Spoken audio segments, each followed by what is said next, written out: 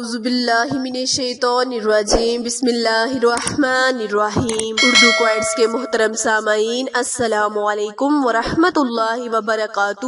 امید ہے آپ سب خیر و عافیت سے ہوں گے اور دعا گو ہوں کہ رب کریم ہمیشہ آپ کو صحت و تندرستی والی، ہزاروں خوشیوں والی، رحمتوں والی، برکتوں والی زندگی گزارنے کی توفیق عطا فرمائے۔ سامعین، آج میں آپ کے ساتھ لیلۃ القدر کی رات کا بہت ہی خاص عمل شیئر کرنے جا رہی ہوں۔ پیارے بہن بھائیوں، یہ وہ بابرکت رات ہے، اگر آپ اس رات میں اللہ کریم سے جو بھی مانگیں گے اللہ پاک آپ کو عطا کرے گا، یعنی جو آپ کی نیک خواہش ہے، حاجت ہے، اس کو پورا کروانے کے لیے لیلۃ القدر کی رات میں خصوصی عبادت کرے، اللہ کے سامنے سر سجود ہو جائے، انشاءاللہ رب کریم آپ کی دعاؤں میں قبولیت کا شرف لازمی بخشے گا۔ پیارے بہن بھائیوں، لیلۃ القدر کی رات بہت ہی عظمتوں والی، برکتوں والی رات ہے۔ میری وہ بہنیں، میرے وہ بھائی جو چاہتے ہیں کہ اللہ کریم ان کی روزی میں برکت عطا فرمائے، ان کے کاروبار کو 14ویں رات کے چاند کی طرح چمکا دے، جو میری بہنیں گھر میں بیٹھی ہیں اللہ کریم ان کو نیک رشتے عطا فرمائے، میرے وہ بہن بھائی